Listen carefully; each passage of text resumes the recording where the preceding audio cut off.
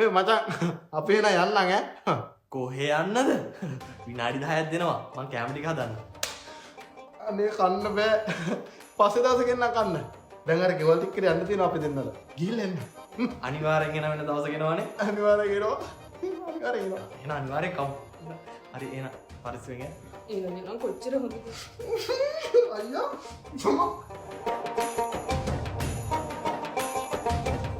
ඔයා දැක්කද? අර අයියා රාකට කොච්චර ආදරේද කියලා.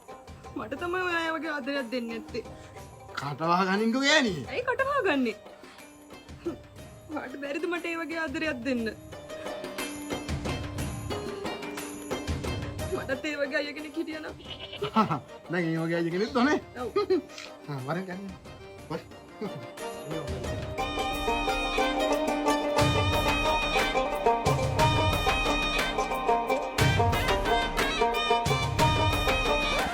දැක්කද අර කෙල්ල ලස්සන මේකප් එකක් දාගෙන තම්සේකට මට කොහේ හරි අධිහාරයට පවුඩර් ටිකක් දාන්න දෙනවා.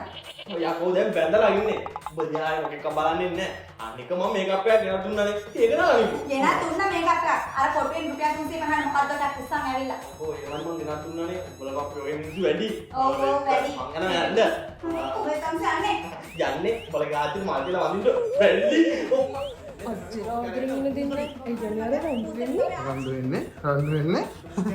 සමාජයට ලව් බර්ලා වගේ මුන් හිටියද ගේ ඇතුළේ ඉන්නේ නෑ මුකටියා වගේ. දැක්කද? මම ඔබට මම වැඩි. යමක් ගෙදර. මම ඈ එරම කම වෙන්නේ.